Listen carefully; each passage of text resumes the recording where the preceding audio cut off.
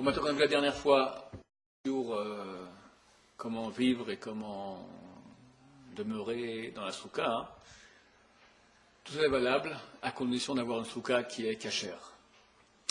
Et c'est compliqué, parce que les lois de Soukot qui rendent une souka cachère sont difficiles, complexes. Pour vous dire d'expérience que je ne sors pas beaucoup de ma souka, et quand je suis invité, je peux dire d'expérience, une souka sur deux n'est pas valable. Et les gens font les brachot dessus, ils font les chefs de souka, c'est bachal, batal, bracha en vin, ils mangent du pain, une quantité qui rend obligatoire d'être dans la souka, ils ne sont pas dans la souka. Donc c'est très facile, c'est comme n'importe quelle mitzvah. Si on suit les règles, alors on a fait la mitzvah, si on ne suit pas les règles, très souvent on est hors de la mitzvah, et on a fait le bachal et batal, le bracha en vin. Je ne pourrais pas, dans le cadre d'un cours maintenant si court, raconter toutes les lois relatives à la mitzvah de souka, c'est-à-dire tout ce qui rend une souka cachère, oui ou non. Je dis les choses en gros, suffisamment pour que vous ayez une bonne idée. Aussi les points qui sont fréquents chez les gens, où il y a des erreurs. Et ça vaut la peine que quand quelqu'un fait sa souka, ou bien qu'il apprenne bien toutes les lois relatives à la souka, ou qu'il amène un tamid chacham, quelqu'un qui a bien appris ces lois, qui vérifie sa souka si ça marche bien. C'est pas trop compliqué si on suit, je vais vous dire, il y a beaucoup de détails des fois, mais on peut s'arranger en n'allant pas trop. Voyez, par exemple, on va commencer. Pour faire une souka, il faut avoir 3 mechitzot, 3 parois, en forme de carré, ce qui fait une chose comme tac, tac, tac.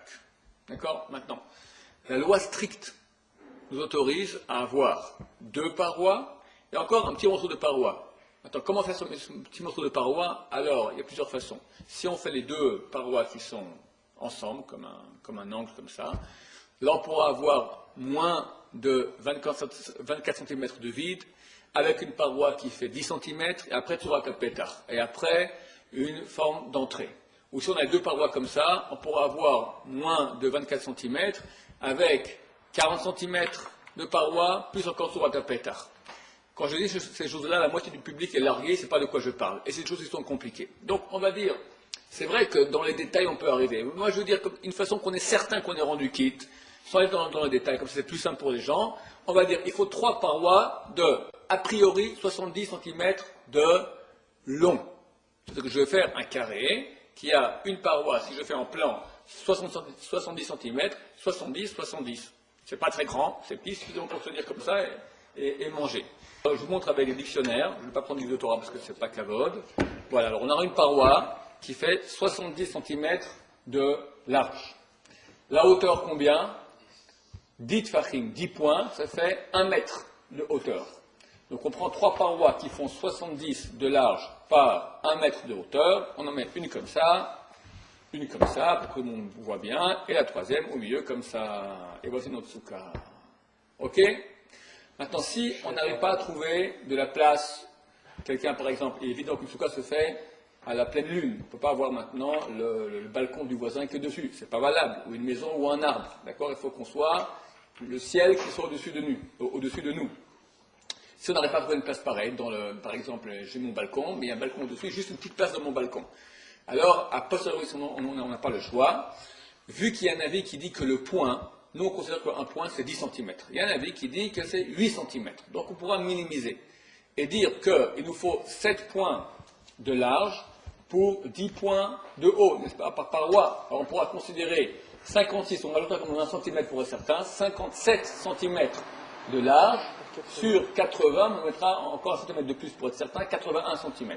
57 cm sur 81 cm a posteriori. A priori, 1 mètre de hauteur pour 70 de large, a posteriori 81 cm de haut pour 57 cm de large. On prend 3 parois comme ça, et on a notre souka. Maintenant, bien sûr, il faut qu'il y ait 1 mètre minimum de haut pour la paroi, ou 80 cm, mais c'est pas obligé que le srach c'est le toit, que le toit de la souka il soit collé aux parois. On a une loi qui s'appelle Gud Achit Mechitzta. Gud Achit, Gud Asik Mechitzta. Gud Asik, Gud signifie je relie, Asik, je fais monter les Mechitzot, les parois. On peut mettre une paroi même, on va dire, à 5 mètres de haut, et considérer que la paroi, elle monte de façon virtuelle, d'accord? Du moment que j'ai trois parois qui sont en bas, si j'ai au-dessus d'elles un toit, c'est valable. Pas forcé que les parois touchent le toit. Donc si quelqu'un maintenant est là dans son balcon, tout simplement les parois du balcon, avec le mur de la maison, c'est tout à fait suffisant, il met dessus qu'un toit, c'est absolument valable. Ok? Il faut faire attention que les parois soient, comme j'ai dit, au moins 1 mètre de haut, à posteriori 80 cm, mais qu'elles commencent de par terre, en tout cas pas plus haut que 24 cm du sol, si les parois sont suspendues dans les airs. D'accord? S'il y a ici de l'air plus de 24 cm ou plus, donc plus de 23 cm, c'est pas valable. Une paroi doit commencer à partir du sol dans les 23 cm du sol. 3 points. 3 points, ici on va aller de la vie plus grave. Le point, on ne sait pas si c'est 8 ou 10. On va toujours le plus grave. D'accord? Si je dis maintenant 10 cm en bas, ça fait 30 cm. Mais d'après la vie qui dit 24 cm, 8 cm par point, ça fait 24 cm. Donc là, je ne suis pas rendu quitte. Donc je vais les khumra, je prends la vie sévère, je dis, je suis ministre de la Torah, je suis sévère, je dis 24 cm. Donc il faut que ça commence à moins de 24, donc à 23 cm du sol. Si maintenant quelqu'un il a dans son balcon, on va dire, il a son balcon qui est comme ça, et le balcon du voisin qui est comme ça. D'accord? Alors il y a une bande ici d'air. Cette bande d'air, elle est longue, parce que son balcon fait 10 mètres de large, de long, on va dire, mais il est fin. D'accord? On va dire qu'il n'a que 50 cm ici de large sur 10 mètres de long. Donc au niveau du volume, il a bien plus qu'un volume de 70 sur 70. Mais ce n'est pas valable. Il faut que ce soit carré. Une souka qui est rectangulaire, bien qu'elle est rectangulaire longue, si elle n'a pas la largeur requise au minimum, j'ai dit a priori 70 ou a posteriori de 57 cm, n'est pas valable. Il y a des cas très extrêmes, je veux dire en 2 mots, si vous comprenez tant mieux, sinon tant pis. Si quelqu'un il a 57 moins avec 16, comment ça fait? Ça nous fait 41. S'il a ici une largeur de 41 cm, et il a donc 2 points, ça veut dire 16 cm qui sont par le toit du voisin, il met la paroi ici, à la fin des 56 cm depuis le mur de son balcon, hein, vous comprenez ce qui se passe ici, c'est la maison, là c'est le balcon, c'est valable. Bon, ceux qui ont compris, tant mieux. Ceux qui n'ont pas compris, tant pis, ils demanderont une autorité rabbinique compétente sur place, parce que c'est des choses qui sont très compliquées, on ne peut pas jouer ici, c'est des choses qui sont délicates. Donc ça, c'est les parois. Une paroi peut être faite de n'importe quel matériau. Du moment que ça ne dégage pas de mauvaise odeur qui fera que la souka sera inhabitable, il faut que la souka soit avec une chose qui soit habitable. Si elle sent mauvais, la personne, elle quitte. Mais on peut prendre maintenant n'importe quel matériau. Il faut que le matériau soit solide. Ça veut dire, il y a une très mauvaise habitude de vendre des soukottes ou de faire des parois en drap, en jute, en quoi que ce soit. Il y a une loi qu'il faut bien comprendre et elle est sans aucun recours possible. Si la paroi, elle bouge dans un vent moyen, même elle bouge un peu, quelques millimètres, on va dire 1 centimètre, elle bouge comme ça, elle tremble, c'est pas considéré comme une paroi. Même si on l'a tendue à mort et la paroi de drap ne bouge pas, les poskim, les décisionnaires actuels disent que c'est pas valable. Pourquoi? Parce que facilement, ça se détache, ça se ramollit et ça se met à bouger et la personne est au milieu de son repas, elle fait la boire, elle ne se rend pas compte maintenant que ou bien ça s'est détaché complètement, ou bien ça s'est déjà un peu ramolli, la puissance de la tension qu'on a fait au drap, et le drap il bouge, ou même il n'y a pas de vent, mais s'il y avait du vent ça bougerait, et lui croit que elle est cachère, elle n'est pas cachère. Les draps ne sont pas cachères. Et les bâches en plastique rigides. Idem bâche en plastique non rigide, d'accord? Maintenant, ce qui est rigide. C'est voilà, du moment que c'est bien et ça ne bouge pas. Chez moi, j'ai des parois en bois. Ben, hier soir, j'ai fait ma souka. C'est bien de faire la souka là, dès que Yom Kippour vient de sortir, aussi possible de la finir le lendemain matin. Mais, bien que j'ai des choses de bois, de rigide, et des parois de bois, des fois, quand il y a beaucoup de vent, ça bouge un peu. Donc, je suis obligé de bien les clouer. Une paroi ne doit pas bouger au vent. Point. Ok? Donc, il faut que ce soit une paroi qui soit rigide, solide. Ce qui se vend aujourd'hui dans le commerce et qui est valable, mais il y a un très grand danger, il faut faire attention. Alors, qu'est-ce qui est valable? Il y a une loi de la Torah qui s'appelle l'avoud. L'avoud, c'est quoi? L'avoud, c'est, on considère que chaque fois qu'on a un vide entre deux pleins, on a du matériau, on va dire ici, voilà. J'ai maintenant ici, on va dire, on prend un exemple, d'accord? J'ai ici du plein, j'ai ici du plein. Si entre les deux, maintenant, il y a une distance de moins de 3 points, un point, dans ce cas-là, on ira, la vis sévère, on dira c'est 8 cm, donc j'ai moins de 24 cm maintenant entre les deux. On considère que l'endroit, il est plein. Le vide qu'il y a ici, il est plein. La voûte signifie c'est lié. Entre le plein et le plein, vu qu'il y a une distance de moins de 24 cm, on considère dans certains égards de la halakha, pas dans tous les cas, que ça remplit. Qu'est-ce qu'on va faire? Des gens très malins ont mis sur le marché une souka qui est valable. Il faut que tu aies combien? Que tu aies 1 mètre de hauteur de ta paroi. Tu n'as pas maintenant du bois, qu'est-ce qu'ils ont fait? Ils ont créé une armature d'aluminium et ils vont tendre entre les bouts de l'armature, entre les angles, des fils. Ils vont mettre par exemple une bande.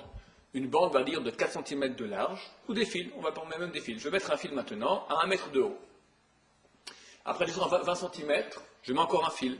Encore 20 cm, je mets des fils, et comme ça, j'aurai 5 ou 6 bandes, ou 4 bandes, si on 25 ça va tout juste, d'accord, de fils, tous les 24 cm. Non, 24 ça va plus, d'accord, il faut qu'il y ait moins de 24. Tous les 20 cm, tous les 20 cm, je mets maintenant un fil. C'est valable. Bien entendu.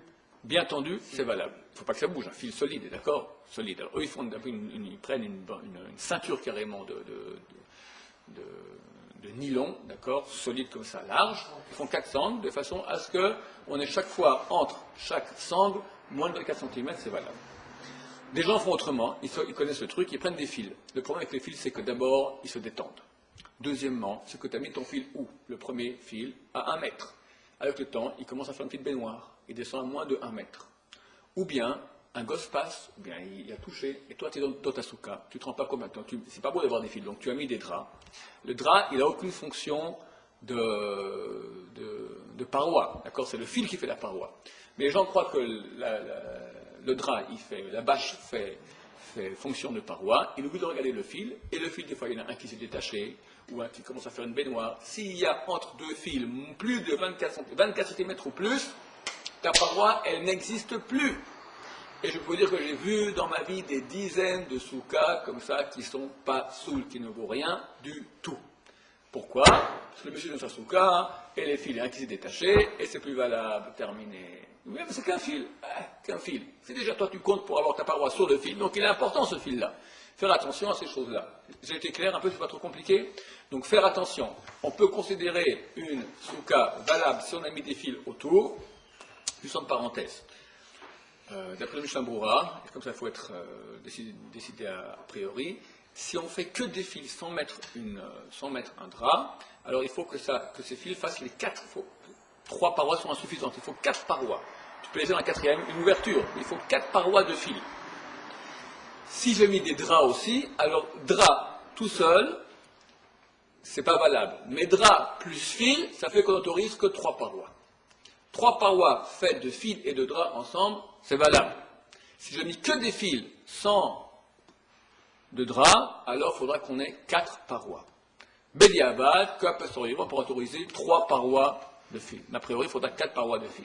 Si on a mis des draps avec les fils, je répète, alors on peut avoir que 3 parois. Faire attention que les fils qu'il y ait un minimum de 23 cm, donc moins de 24 cm, entre chaque fil. Et que les fils soient bien tendus. S'ils bougent, c'est pas valable. Donc on préférera des sangles solides de plastique ou de cuir qui sont vraiment tendus de façon très très solide. Tout ça, c'est vraiment si on n'a pas le choix. Le mieux, tu t'achètes une bonne souka avec du bois comme il faut et terminé. Ou avec les parois de ton balcon fait en ciment, il n'y a pas de problème non plus. Question? Mais 4, ça fait seulement 80 cm, hein? Alors tu fais le calcul. Si maintenant ton fil il est épais, s'il fait 6 cm par exemple, donc tu peux mettre 4 x 6, ça te fait déjà 24, tu peux avoir maintenant tous les moins de 20 cm. Sinon, tu mets des fils en conséquence. Bon, ça, concerne les parois. On va parler maintenant de... J'ai bien tout dit sur les parois. Ok, on va passer maintenant sur l'essentiel de la souka. Le roseau, c'est quelque chose comme ruline. Une paroi faite de roseau. Très bien, où est le problème? Si ça tient bien. Tu mets des piquets solides, tu tends tes roseaux entre, il n'y a pas de problème. Ok, maintenant, l'essentiel de la souka, ça s'appelle le srach. Le srach, c'est-à-dire le toit de la souka. Ça, c'est l'essentiel. Alors, un srach, le toit de la souka ne peut être fait que d'un matériau qui suit les 3 conditions suivantes. Végétal, une chose qui est coupée de sa source, ça veut dire pas un végétal qui est encore lié à la terre. On l'a coupé de la terre. Coupé, et une chose qui ne reçoit pas la touma, ça veut dire l'impureté. Tout ce qui est aliment, même végétal, tout ce qui est un ustensile, du moment qu'il est ustensile, par exemple, j'ai pris un violon maintenant, j'ai une planche de violon, même une partie d'ustensile inutilisable, vu qu'il fait partie avant d'un ustensile qui est utilisable, c'est avec la touma, ça reçoit la touma, c'est interdit. D'accord? Une paroi de lit, une paroi d'armoire, une porte d'armoire, toutes ces choses-là ne sont pas valables. Ce qui est valable, juste, c'est shooter clé etz. C'est quoi shooter clé etz? Alors, ça sera un ustensile de bois, mais qui n'a pas de profondeur, qui n'a pas d'endroit qu'on peut poser quelque chose dessus. D'accord? Je peux couvrir mon toit avec des manches à balai. Parce que dans le manche à balai, tu n'as pas d'endroit où on peut poser une chose. D'accord? Tu ne peux pas prendre maintenant un petit haricot et me poser sur ça, c'est rien du tout. Il faut que ce soit une chose qui est cliquibou, ça veut dire une profondeur dans laquelle je puisse installer quelque chose. Ah, juste, comme vous avez dit métal, ustensile de métal, métal. Ustensile de métal, même métal. Je ne peux pas prendre maintenant une plaque de fer et la mettre papier aluminium, c'est pas valable. D'accord? Il faut que ce soit végétal. Guidoulé carta, des choses qui poussent de la terre. Qu'est-ce qui pousse de la terre? Le végétal. D'accord? Végétal, coupé de sa source, une chose qui ne reçoit pas l'impureté. Alors l'impureté, c'est tout ce qui est ustensile, mais ustensile, si on parle d'ustensile de bois, un ustensile qui a un cliquiboule, qui a une partie profonde dans laquelle on peut mettre quelque chose qui va tenir. D'accord? On va expliquer une différence entre le support du srach et le srach. Alors, si déjà tu parles du support du srach. Le support du srach, a priori, on fera aussi avec une chose qui ne reçoit pas la touma. Par exemple, donc pas avec du fer, pas avec des clous, pas avec des morceaux d'habits, par exemple, qu'on aura attaché. On va attacher le srach, le toit, avec un fil de chanvre, par exemple, qui se vend dans le commerce, ou avec des morceaux d'habits. Toutes ces choses-là reçoivent la touma, c'est interdit. Alors, je peux pas, non, le toit, c'est interdit complètement. Maintenant, le support du toit. Support du toit, par exemple, j'ai peur maintenant qu'il y ait du vent, j'attache mon toit avec un fil. D'accord? Un fil de chanvre. Ou je pose dessus maintenant, je ne sais pas moi, des gros morceaux de fer, comme ça, pour qu'il y ait du poids et le vent ne fasse pas. Tout ce qui fait que le toit tienne bien, s'appelle un support. Il peut être dessous, il supporte, ou il peut être dessus, il supporte pour pas que ça s'envole. D'accord? Alors, a priori, c'est interdit, mais a posteriori, c'est valable. C'est valable. Le Chazon-Ish, il dit, et la halakha n'est pas comme ça, celui qui veut être super mahmir, alors on appelle ça ma'amid. Ma'amid, c'est un support. Même un support de support, il dit, il ne faut pas que ce soit fait avec une chose qui soit mekel betouma, qui reçoit l'impureté. Nous, on est mekel là-dessus, on peut autoriser un support de support. Ça veut dire, si maintenant quelqu'un a une armature, par exemple, en fer, de sasuka, alors c'est pas bien, a priori, de mettre les morceaux de bois de son toit sur l'armature de fer, parce que le fer reçoit la touma, reçoit l'impureté, donc on ne va pas mettre les morceaux de bois sur le fer lui-même. Qu'est-ce qu'on fera? Si j'ai une armature de fer, elle sera le support du support, sur elle je mets une petite latte de bois sur tout le rebord de l'armature, qui est support en bois du toit, et dessus je mets le toit. Ça c'est valable, sans problème pour nous. Ok? Et pour attacher, vous avez dit, on peut mettre avec que ce soit naturel aussi, végétal. Attacher. Si c'est une chose pour attacher justement pour pas que ça s'envole, alors il faut une chose qui soit non seulement végétale, une chose qui ne reçoit pas la touma. Un fil de chanvre, ça reçoit la touma. Comment ça se fait? Parce que c'est un cli, c'est un ustensile. Un fil, c'est un Bien sûr, un fil, c'est un ustensile. C'était pour travailler. Bien sûr, bien sûr, bien sûr. En coton, Bien sûr. en coton. Ah ouais, aussi, ça Et reçoit la la ficelle, touma. alors? Hein? Ficelle aussi. Alors, quel type de ficelle on va rien à foutre, il n'y a rien qui s'est Alors, ce que nous on fait ici, on prend des morceaux de bois lourds, d'accord, on pose comme ça sur le toit pour pas que ça s'envole. Maintenant, dans tous les cas, c'est qu'a priori, a posteriori, c'est valable. D'accord? C'est clairement marqué dans le Shulchan Aruch. Décoration, on va parler tout de suite. D'accord? Donc, Ok. a posteriori, d'accord, ça.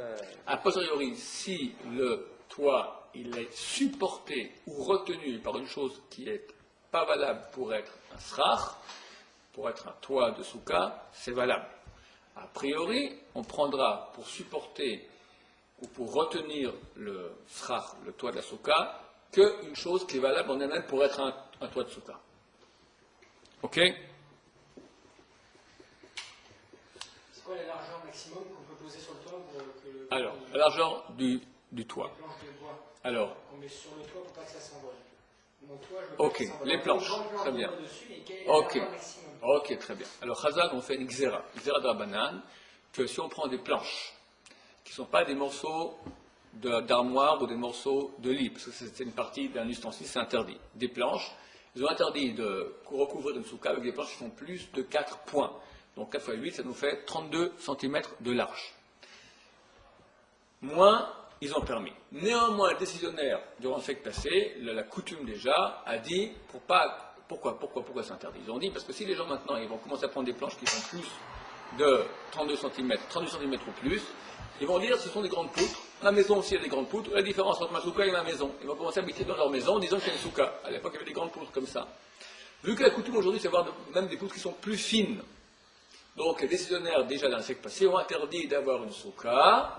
C'est ça, Xeratikra, c'est plus. Ont interdit d'avoir une souka qui est faite avec des planches qui font un point. Un point, c'est 8 cm. Donc, on prendra des morceaux de bois qui font moins de 8 cm. Comme ça, la coutume à Yerushalayim, depuis longtemps. Non, par exemple, des grosses planches, d'accord? Même une petite latte comme ça va plus de 8 cm, c'est déjà un problème. Dans l'épaisseur aussi. Dans, ça revient au même. L'épaisseur, quand tu le mets comme ça devient une largeur. D'accord? C'est la même chose. La longueur. Longueur, tant que tu veux, il n'y a pas de problème. Je crois que 30 cm enfin 24 cm d'épaisseur. Non, vu que maintenant la coutume, j'ai dit, elle est pas plus d'un point, pas plus de 8 cm d'épaisseur, des deux côtés, largeur ou épaisseur. Mais c'est pas lourd, ça, comment ça tient? Ça tient, tu prends des planches comme ça, c'est extrêmement solide. Et ça, c'est mieux que la ficelle alors. C'est mieux que la ficelle, ça. Ça, c'est aucun problème. Il n'y a aucun problème avec ça. C'est beaucoup mieux que la ficelle. Maintenant, ça c'est la Xeratikra, donc le décret qu'on n'a pas le droit d'avoir des planches qui font plus de 8 cm, de peur qu'on va croire qu'on peut être dans sa maison qui est recouverte de poutres aussi de même type. La largeur du toit de la souka, l'épaisseur. A priori, ça doit être un toit qui est léger, suffisamment léger pour nous permettre de voir les étoiles, pas les étoiles petites de la nuit, les étoiles qui au début de la nuit, les grosses étoiles, d'accord? Il y a des grosses étoiles qu'on voit déjà quand il fait encore à moitié jour, déjà elles apparaissent. Je crois que c'est Vénus, d'accord? Il y a des étoiles qu'on voit très bien. Si on peut voir ces étoiles-là tu regardes maintenant par un des trous du toit, tu arrives à voir ces étoiles-là, c'est a priori. Tu peux épaissir plus. Tant que, quand il pleut, la pluie, elle traverse et elle te dérange dans ta souka, c'est valable. Si tu épaissis plus que cela, que même il pleut maintenant une bonne averse, et toi, il n'y a rien du tout qui se passe, ou une petite goutte par-ci, une petite goutte par-là, tu es bien protégé, a posteriori, c'est valable encore. A priori, c'est pas bien, a posteriori, c'est valable, et pour les Sfaradim, Rabbi Sefkar autorise même sur la bracha dans une souka, dans laquelle même quand il pleut, tu ne ressens rien du tout. D'accord? Donc on peut faire très épais. A priori, on ne fera pas comme ça. A priori, quand il pleut, il faut que tu aies la pluie qui tombe dans ta souka. Le mieux, comme j'ai dit, donc il y aura 3 niveaux. Le mieux, c'est qu'il faut qu'on puisse voir les étoiles du début de la nuit. Moins bien, mais valable encore a priori, c'est épais, que tu ne vois plus rien du tout, plus aucune étoile, même il fait noir complet la nuit, le jour, il n'y a même pas du soleil qui passe, mais quand il pleut, ça transpasse.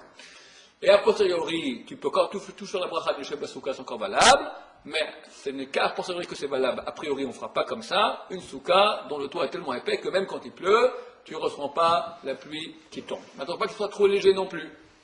Il faut absolument qu'il y ait dans ta souka plus d'ombre que de soleil. Quand tu regardes par terre, il faut qu'il y ait plus d'ombre que de soleil. Une majorité. Qu'est-ce qui se passe maintenant si j'ai une partie de la souka où il y a une majorité d'ombre et une autre partie de la souka où il y a une minorité d'ombre? Alors qu'est-ce qu'on fait? Alors seulement dans ce cas-là, où j'ai dans la majorité de la souka au niveau de on va dire j'ai 10 mètres de souka. Si sur plus de 5 mètres dans la souka, j'ai plus d'ombre. Et dans moins de 5 mètres de la souka, minorité, j'ai plus de soleil. Si je prends toute l'ombre et tout le soleil et toute la souka, si ensemble maintenant il y a plus d'ombre que de soleil, c'est valable.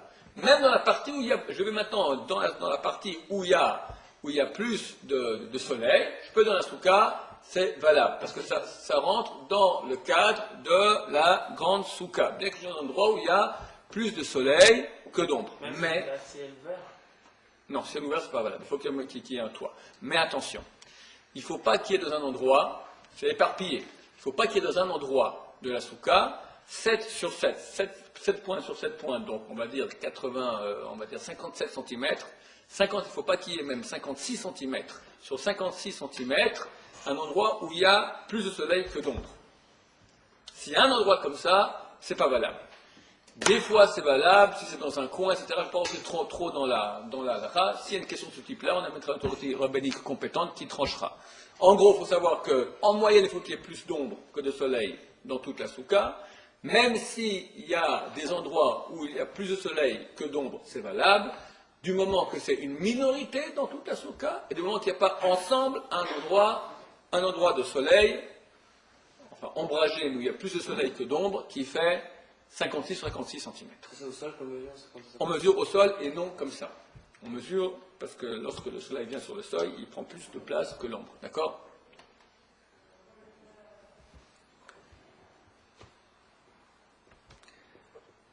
Ok. C'est marqué dans la Torah qu'on doit faire une souka. Faire. La Torah ta'aseh. Fait. Vélomina assoui et pas d'une chose qui est faite automatiquement. De là, on apprend une loi, il faut faire attention. Des fois, tu vas te rendre dans une souka, elle est entièrement cachère. Elle est tip-top comme il faut. Elle n'est pas valable. Pourquoi? Parce que tu as été construite dans l'ordre qu'il faut. Il y a un ordre dans lequel on construit la souka.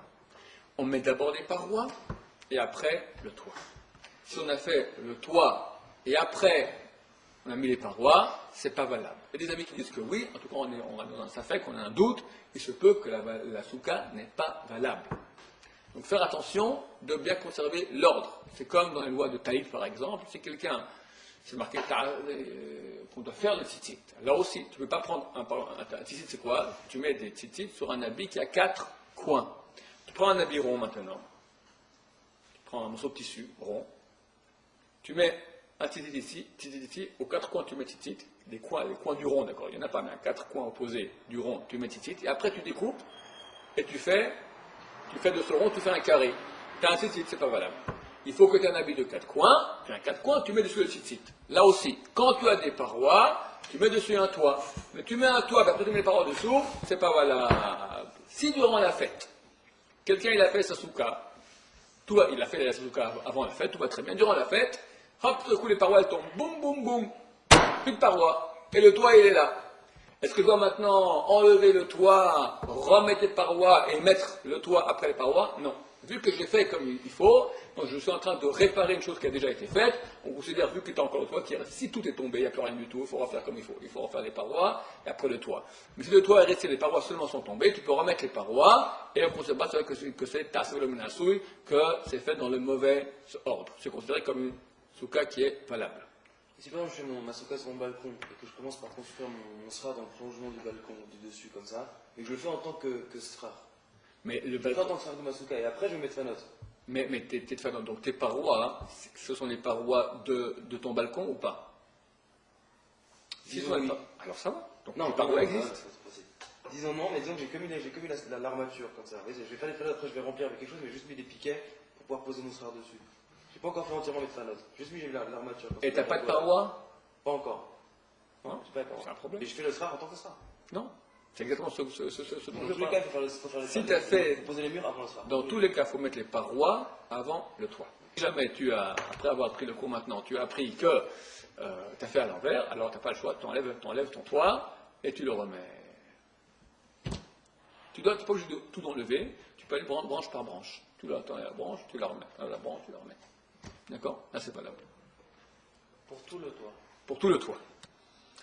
À propos d'une souka qui s'est cassée durant la fête, donc on la refait. Qu'est-ce qui se passe maintenant? Quelqu'un qui veut construire sa souka pendant la fête.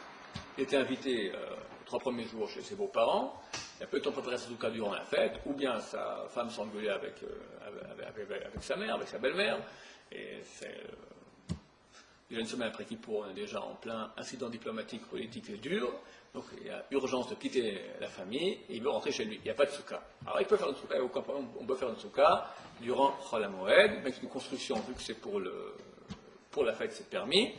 Et quand il rentre dans sa souka, il fera la première fois qu'il va manger dedans, il fera la bracha Shechianu. En plus de la bracha l'Ishev souka, il fera la bracha le Shechianu parce qu'il a la nouvelle souka qui est là. Quelqu'un qui a une souka toute l'année.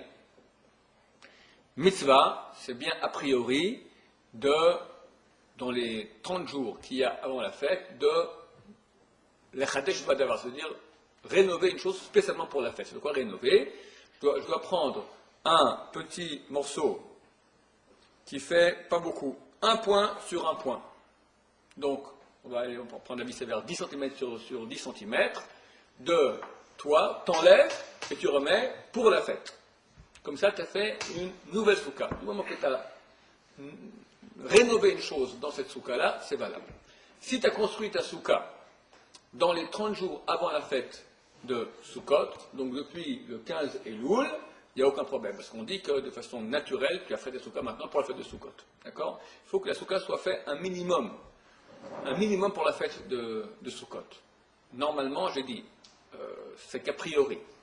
Si quelqu'un maintenant a une souka qui a été faite toute l'année pour faire dormir dedans son cheval, d'accord? Lui maintenant il dégage le cheval, il nettoie bien, ça ne sent plus mauvais, il veut dormir dedans, il a fait la mitzvah. Mais a priori, on lui dit, vu que c'est une souka qui a été faite pour ton cheval et pas pour la fête de Sukkot, alors rénove une chose dedans. Si maintenant la souka pour toi de l'année passée, rénove une chose dedans. Si maintenant tu as une souka que tu as construite dans les 30 jours avant la fête de Sukkot, pas besoin de rénover, on dit qu'automatiquement c'est fait pour la fête de Sukkot. A posteriori, même si tu n'as pas rénové, c'est valable aussi. Tu peux rénover un mur ou faut forcément rénover le toit? On parle que le toit. Le mur, ça n'a absolument rien. D'accord? Ok. Si maintenant quelqu'un est là au-dessus de sa souka, les fils de lessive de la voisine, qui passent au-dessus de sa souka, ou les fils électriques. Non seulement les fils de lessive, mais avec la lessive, d'accord? Tu as les draps des voisins, les couvertures, les robes, les pantalons, tout ça au-dessus de ta souka. C'est autorisé. Pourquoi? On a un din qu'on ne dit pas la voûte de l'armée. On avait dit que si on avait maintenant deux choses, il y a moins de 24 cm entre les deux, on dit que ça faisait plein.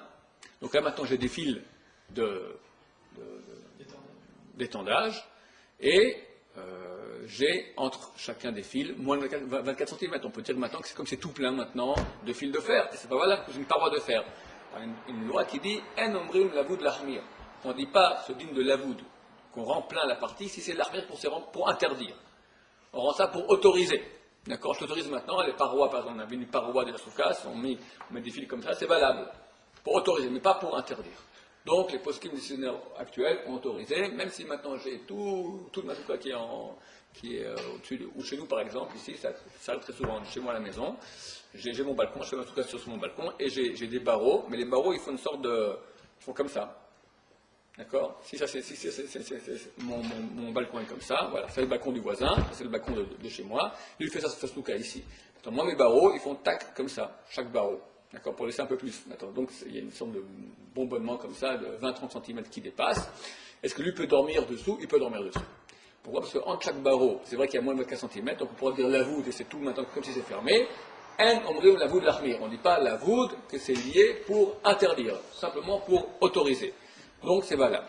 Par contre, si maintenant, dans ma souka, dans mon toit, j'ai, comme c'est le cas chez moi par exemple à la maison, j'ai l'appareil, on a sur le balcon, on a la climatisation, on a un bon rectangle de fer comme ça c'est pas valable pour une souka, c'est certain. Tout ce qu'il y a, chaque fois que tu auras un morceau de fer, ou des fruits, comme j'ai dit, tout ce qui est un morceau de tapis, tout ce qui est maintenant un ustensile, qui n'est pas valable pour être un toit de souka, alors il rend pasoul, il rend la souka non propre à l'utilisation de la souka. Dans quelle grandeur? Maintenant j'ai mis sous moi des feuilles de vigne, il y a un grain de raisin, c'est un problème. J'ai un fil de fer qui se balade, c'est un problème. j'ai même un barreau qui passe. Et moi, j'ai 2 barreaux qui passent dans toute la souka. C'est un problème? Non.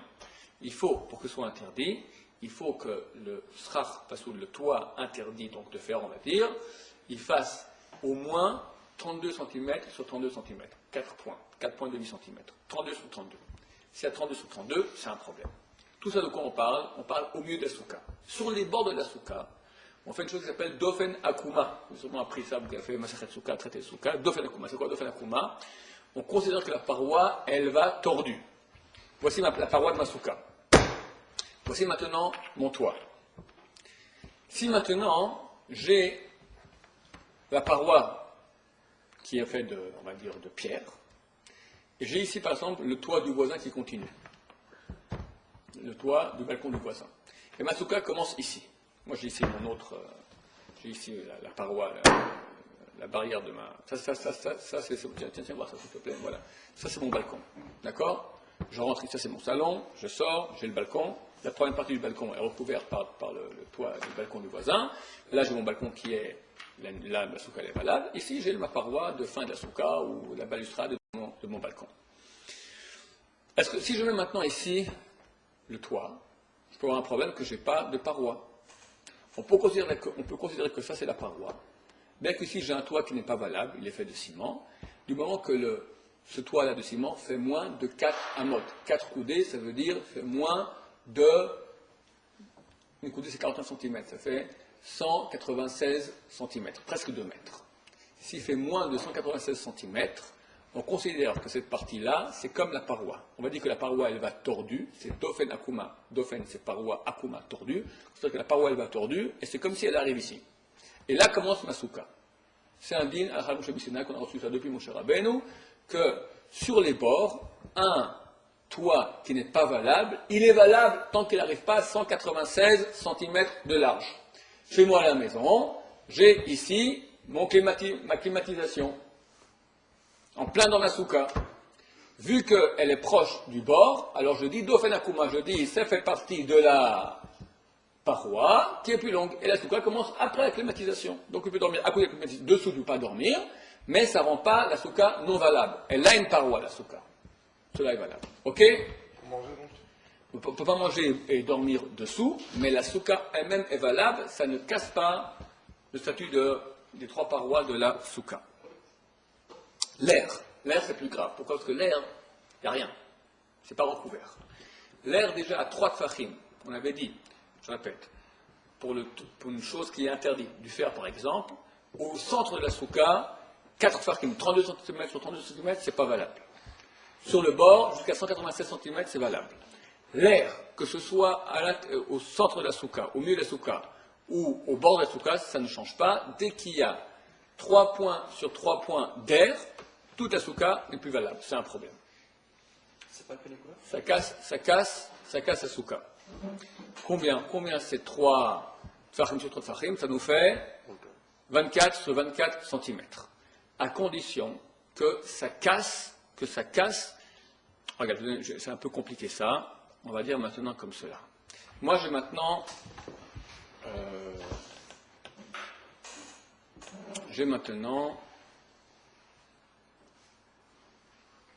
on va dire 3 parois comme ça. D'accord? Ok? Maintenant, je mets ici de l'air. Je mets maintenant un morceau d'air ici. 3 sur 3. C'est un problème. Pourquoi? Parce que j'ai la partie, ça casse la souka, et j'ai ici 2 parois, il manque la 3e. Si j'ai maintenant mon morceau d'air ici, on va dire à plus de 70 cm de cette paroi, là. Toute cette partie de la souka reste cachère. Pourquoi? Parce qu'elle est entourée de 3 parois. J'ai 70 ici, 70 ici, 70 ici. L'air, il est au-delà des 70. Plus loin que l'air, je ne peux plus manger. Parce que j'ai plus les parois. J'ai une paroi qui est carrée. Imagine que j'ai maintenant un carré ici. Et j'ai 3 sur 3 d'air au milieu. C'est valable. Pourquoi? Parce que j'ai de ce côté-là 3 parois. J'ai de l'autre côté aussi 3 parois. C'est valable aussi. Ce que tu dis toi maintenant, c'est appelé quoi? C'est-à-dire si je m'attends de l'air, ça traverse toute la souka, c'est si j'ai même moins de 3.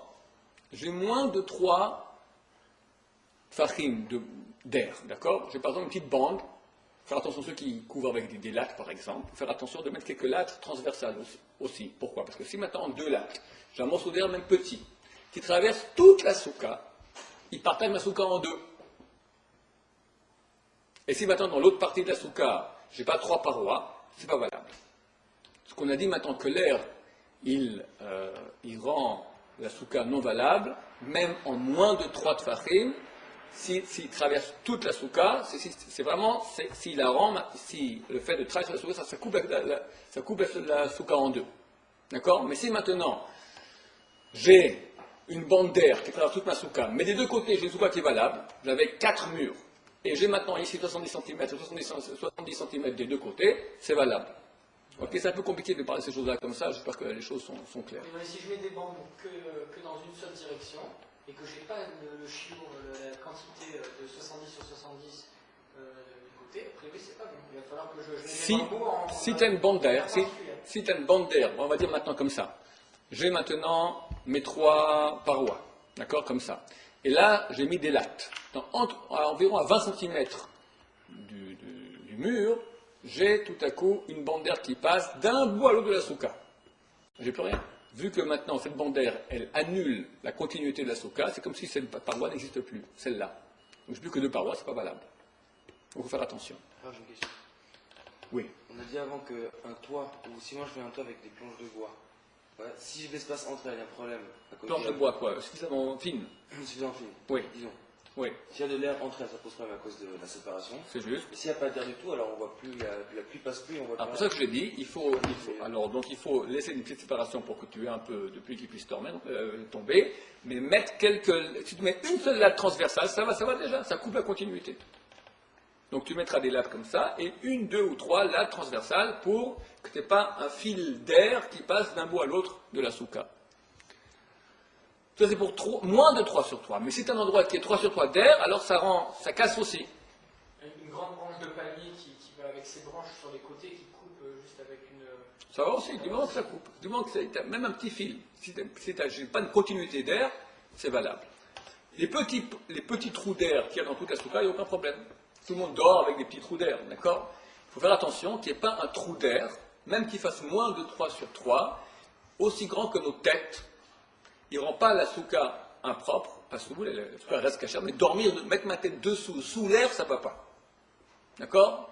C'est marqué, comme ça dit Loran, ou le Ritzvah comme ça, ou de la tête, ou du corps. D'accord? Si j'ai un morceau d'air, quelqu'un, un tout petit bébé, là, un petit enfant, d'accord? Un corps, d'accord, sous l'air, ou une tête sous l'air, un robe de corps, une majorité de corps, ou une tête sous l'air, c'est pas valable pour dormir. Ça ne rend pas la souka non valable. Par exemple, j'ai un morceau d'air qui fait 2 points sur 10 points. D'accord? C'est beaucoup. 2 points, ça fait 20 cm. Sur 10 points, ça fait sur 1 mètre. 20 cm sur 1 mètre, je dors dessous, c'est un problème. Parce que c'est robot, ça prend la majorité de mon corps. Mais on ne peut pas dire que ça ne rend pas sous la souka. Ça rend la souka non valable. Parce que je n'ai pas la quantité d'air de 3 sur 3. Pour rendre la souka non valable, il faut ou 3 sur 3, ou un filet discontinu, un filet continu d'air, qui rend impropre la souka. Voilà, ça c'est pour l'air. C'est dit 3 sur 3 au milieu, ça ne rendait pas la souka tout l'air. Juste on en fait une discussion. 3 sur 3, si ça casse la souka, si ça casse les parois de la souka. Si c'est au niveau, c'est collé ici. Si c'est là, c'est pas valable. Il faut que ce soit 70 cm plus éloigné. Après, c'est un problème aussi. Ok, on continue. On va passer maintenant à les lois concernant les décorations de la souka. On finira avec cela. Les décorations de la souka reçoivent une sainteté de souka comme la souka elle-même. Décoration, c'est même aussi les tapis que je mets dedans, les draps que je mets dedans pour décorer, et les fruits que je mets, les banderoles que je mets, les fruits de rabadine que je mets, tout cela que je mets dans la souka, reçoit, lorsque rentre la fête le vendredi soir, reçoit un statut de sainteté comme le reste de la souka.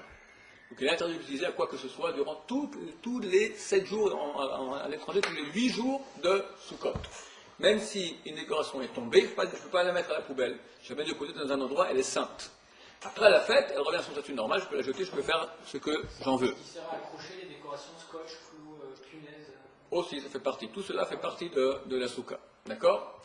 Il y a une combine. Je peux dire avant que la fête rentre, et bien avant que la fête rentre, dès que la fête est rentrée, c'est trop tard, donc avant le coucher du soleil, je dois dire, je pose la condition que je peux utiliser tout ce que je veux comme décoration de la souka quand je voudrais. Quand tu dis ça, alors ça empêche la sainteté de venir. Sur les décorations, sur la souka elle-même, tu ne peux pas. Pourquoi? Parce que la souka elle-même, tu ne peux pas l'utiliser quand tu veux. Parce que durant toute la fête, tu ne peux pas utiliser la souka. Si quelqu'un il prend un morceau de branche de souka durant Yom Tov, il casse la souka. Casser une souka durant Yom Tov, c'est interdit. Donc de façon automatique, que tu veuilles ou non, la souka en elle-même, elle devient sainte. Les décorations, on peut éviter la sainteté des décorations si avant que le soleil se couche, on dit je pose la condition que je pourrais utiliser toutes les décorations de la souka tant que je veux, quand je veux. Dès que tu dis cela, c'est valable. Tu as une grappe de raisin qui est tombée, tu peux maintenant la manger. Tu as un étrog, quelqu'un son étrog, il n'est pas valable, il a mis un beau étrog comme ça dans la souka, il peut le prendre maintenant, faire la mitzvah avec, il n'y a aucun problème. Oui, il y avait une question? Oui, un des piquets de mon ophène, je veux faire un étendage. En plein milieu de la morette, je vais accrocher un fil au milieu de mon ophène à un des pics, là je Non. On ne peut pas utiliser maintenant, par exemple, une partie de la paroi pour en faire un fil d'étendage. C'est interdit. Interdit. Parce que c'est une utilisation non sainte des parois de la souka. Oui. C'est l'importance à quelle hauteur j'accroche mes décorations ou... Alors, on va en parler. Deuxième chose, c'est bien que tu poses la question. On avait dit qu'un srar pasoul, c'est-à-dire un toit non valable de fer ou d'autres matériaux, il est, d'après la loi stricte, dès qu'il fait plus de 4 tfachim, 4 points de long, donc 32 cm de long, il n'est pas valable comme toit. C'est interdit. Maintenant, une décoration de ce type-là peut aller.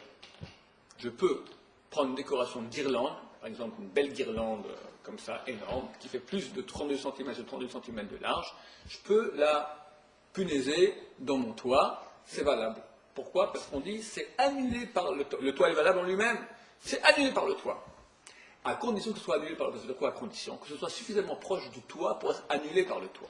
Pour cela, il ne faut pas que ce soit plus loin de 4 points x 8, ça nous fait 32 cm du toit. Tu prends le toit, dès qu'il s'arrête, tu comptes 32 cm.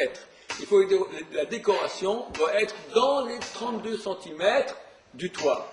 Plus bas, ça rend la souka non valable. Si la décoration fait plus de 32 cm de large et elle descend à plus bas de 32 cm du toit, cette souka n'est pas valable. Il y en a qui disent si elle commence dans les 32 cm du toit, il y a un petit fil, elle commence à 30 cm du toit, on va dire, et descend plus bas, il y en a qui ont voulu l'autoriser. Mais c'est vraiment très juste, très très limite. Maintenant, plus que cela, le Shulchan Aruch dit, Maharil dit comme ça, vu qu'on apporte que les gens vont avoir des décorations qui font plus de 4 cm, plus de 4 points, donc plus de 32 cm de large, à plus de 32 cm du toit, on va interdire, quoi que ce soit comme décoration, même qui est plus petite que de 32 cm, avec une petite guirlande, on va l'interdire, c'est les moins de 32 cm du toit. Et ça, c'est un gros problème. D'après l'halakha, on n'a pas le droit de mettre dans une souka des guirlandes, des décorations qui arrivent, le bas de décoration arrive à moins de 32 cm du toit. Faire attention parce que la majorité des soukottes, il y a des belles décorations qui descendent comme ça, très bas. C'est pas valable. À posteriori, on pourra autoriser. Pourquoi? Parce que ce n'est qu'un décret de peur que tu auras une décoration qui fait plus de 4 fachim, donc 32 cm. Si j'ai une décoration qui fait plus de 32 cm de large, là c'est un problème. On pourra autoriser just en disant si c'est suspendu plus haut des 32 cm. Mais si c'est suspendu plus bas de 32 cm, et tu as une belle guirlande comme ça épaisse, qui a plus de matière que de vide, qui fait plus de 32 cm de large, et qui a suspendu à plus de 32 cm du toit, là c'est un gros problème. Déjà, la souka en elle-même a un problème. D'accord? C'est que tu as maintenant une chose qui n'est pas valable ici. A priori, la halakha est comme ça. Toute décoration, même petite, devra être collée dans les 32 cm du toit. C'est clair, la halakha? C'est un peu compliqué tout ce que je dis, mais on va dire comme ça. A priori, donc, il ne faut pas qu'il y ait une décoration qui descende plus bas. Le bas de la décoration même ne peut pas arriver à plus bas de 32 cm à partir du bas du toit.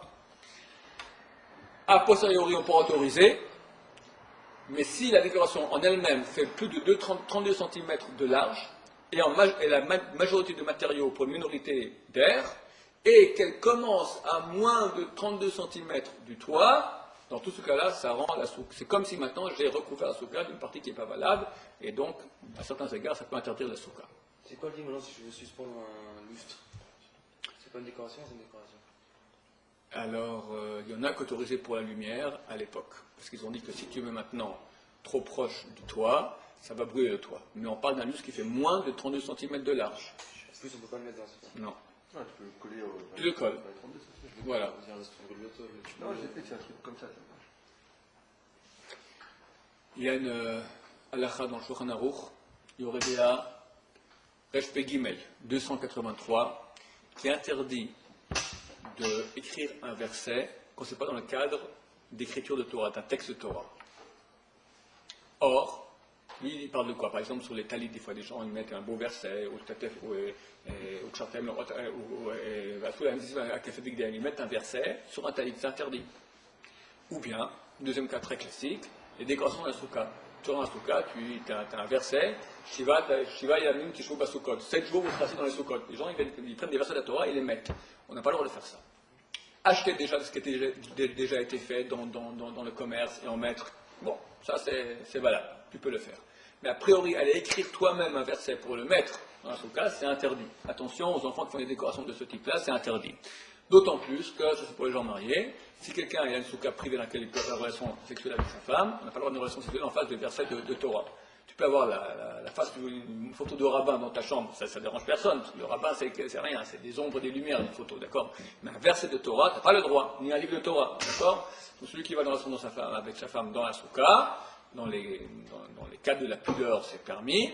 Faire attention qu'il n'y ait pas de verset dans la souka. Aller écrire un verset dans la souka, de toute façon c'est interdit. Que si on achète dans le commerce, on pourra mettre, mais dans ce cas-là, il n'y aura pas de relation avec sa femme dans la souka. Les parois ainsi que le toit de la souka sont saints. Après la fête de Sukkot, ils perdent leur sainteté, mais ils sont considérés comme une chose qui avait la sainteté. On ne peut pas utiliser de façon maintenant malpropre, jeter ça avec les ordures qui sentent mauvais, ou marcher dessus. On ne peut pas marcher sur un toit de souka. Et les gens ne font pas attention à cela, c'est une halakha qui est clairement écrite. On doit considérer cela avec un minimum de sainteté. C'est un statut comme les fils de tzitzit qui sont plus sur le tzitzit. D'accord? Un fil de tzitzit que tu as enlevé maintenant. Il n'y a plus de mitzvah avec ça. Mais vu que ça, c'était avant un agent de mitzvah, il faut un minimum de kavod. Les fils de tzitzit, on a l'habitude de les mettre dans la kniza. Vous enterrez comme les livres de sainteté. C'est pas obligatoire, mais c'est bien. Là aussi, qu'est-ce qu'on fera du toit de la souka? Si on peut le brûler, c'est bien. On peut le jeter aussi, mais pas le jeter avec en même temps que les ordures, d'accord? Tu mets ça, ou bien tu entoures ça d'une bâche de plastique, tu mets comme ça dans les ordures, ou à notre place différente des ordures, que ce ne soit pas mélangé aux ordures. C'est une certaine sainteté. Oui. Les photos, par exemple, des photos de rabbinim qu'on a à la maison, qu'on veut plus garder, on peut le mettre avec Lisa, on peut jeter. Tu peux jeter sans problème. Une photo, ça n'a aucune sainteté en elle-même. Mais attention au verset qu'il y a dessous. D'accord? C'est des versets, des fois, c'est marqué tes yeux verront ton rab. D'accord? Un verset comme ça, c'est un verset de la Torah. Tu peux pas. On dit verset au complet aussi, ou même si c'est une partie du verset. Même partie du verset, il faut faire attention. Bon, voilà en gros les lois qui concernent la souka. Il y en a encore beaucoup plus. C'est beaucoup de chapitres dans le Shulchan Aruch, il faut les apprendre. C'est en gros pour, on va dire, on élimine déjà beaucoup des gros problèmes. Il faut l'appeler, comme j'ai dit, Damnat Tamid Chacham, quelqu'un qui connaît bien sa route, qui a vérifié pour souka qu'elle soit cachère, une fois dans la vie, comme ça on sait que toujours on la fait bien chez soi à la maison. Qu'on ait une bonne fête de Sukkot, que Dieu nous amène la sainteté des sept avot qui viennent avec nous à la souka, et que B'ezrat Hashem l'amène Mashiach bientôt. Baruch Adonai, le Ramam